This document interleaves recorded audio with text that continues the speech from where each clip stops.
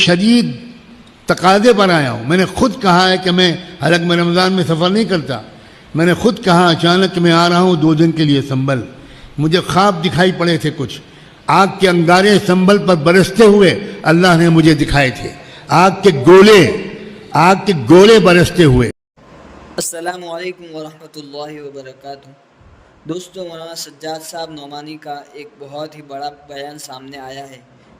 حضرت فرما رہے ہیں کہ میں آج بہت سخت شکایت کے موڈ میں ہوں اور میں یہاں کسی کے بلانے پر نہیں آیا ہوں، میں اپنی شدید تقاضے پر یہاں آیا ہوں.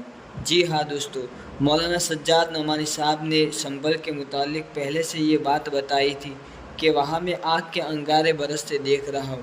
چلیے پہلے حضرت کے بیان کو ہم سنتے ہیں. میں آج بہت سخت شکایت کے موڈ میں ہوں اور میں کسی کے بلانے پر یہاں نہیں آیا ہوں.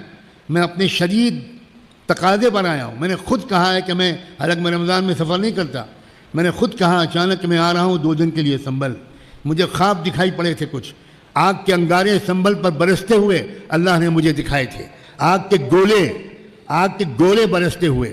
اور بڑے بڑے عمامے والوں کو جلتا ہوا دیکھا تھا، کرتے پجامے والوں کو جلتا ہوا دیکھا تھا. آپ کے ہاں کی لڑکیاں کس قدر بدکاری کی طرف بڑھ رہی ہیں، میں اپنے آپ کو روک نہیں پا رہا ہوں اس وقت. تب اس کے بعد میں نے کہا کہ بھائی میں کیا کر سکتا ہوں. میں تو خود اتنا گنہگار ہوں کہ شاید سب سے زیادہ گنہگار میں ہوں، مگر میں کروں کیا؟ یہی کر سکتا ہوں کہ جو 2 لفظ پڑھے میں جا کر لوگوں کو جھنجھوڑوں، لوگوں سے جا کر بات کروں. آج میں لطیفے سنانے کے موڈ میں نہیں ہوں. آج میں شعر و شاعری کے موڈ میں نہیں ہوں.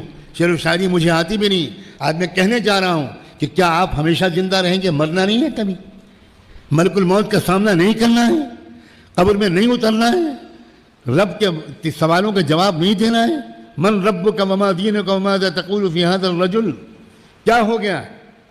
میں بتانا چاہتا ہوں شمالی ہندوستان کی حالت جنوبی ہندوستان سے بہت زیادہ خراب ہوتی جا رہی ہے. آپ کے اندر غرور آ گیا. ارے ہمارے علاقے میں بڑے بڑے علماء گزرے ہیں.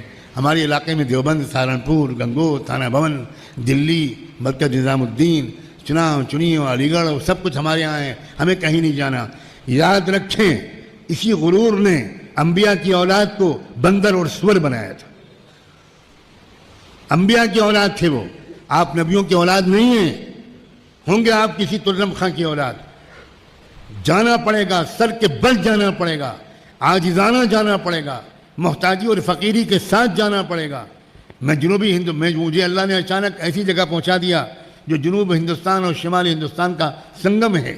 کوئی ٹرین انڈیا میں ایسی نہیں ہے کلیاں سے گزرتی نہ ہو.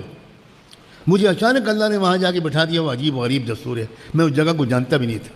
میں دیکھ رہا ہوں جنوبی ہندوستان میں، مہاراشٹر میں، گجرات میں، آندھرا پردیش میں، تلنگانہ میں، کرناٹکا میں، کیرلا میں، لکشدیپ میں، جہاں کے لوگ ہماری زبان بھی نہیں جانتے، وہاں اپنی اصلاح کرانے کا، اپنی تربیت کا ایک ذوق و شوق عام ہو رہا ہے.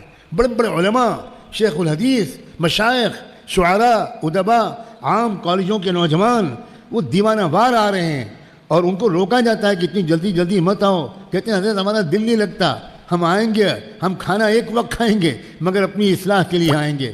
ہمیں یہاں آ کے بہت کچھ ملتا ہے. مستورات تڑپ رہی ہیں کہ ہماری فیملیز کے قیام کی جگہ بنوائی ہے. ہم لوگ کہیں بھی آ کر پڑ جائیں گے مگر ہم کو محروم مت کیجیے، ہم اپنے محرموں کے ساتھ آئیں گے. یاد رکھیں مگر آپ کے یہاں سے کوئی نہیں آتا. آپ بالکل بے نیاز ہیں. آپ کے اندر اس کی فکر ہی نہیں ہے کہ ہم بھی اپنی اصلاح کے لیے کہیں جائیں، ہم بھی کہیں جا کر اپنے آپ کو حوالے کریں. دور بیٹھے ہوئے تعلقات رکھتے ہیں. اسی لیے 10 سال سے کچھ لوگوں کا تعلق ہے وہیں کے نظر آتے ہیں جہاں 10 سال پہلے تھے. اگر وہ واقعی محتاج اپنے کو سمجھتے، طلب کے ساتھ بار بار آتے، اب تک ولایت کے مقام تک شاید پہنچ چکے ہو.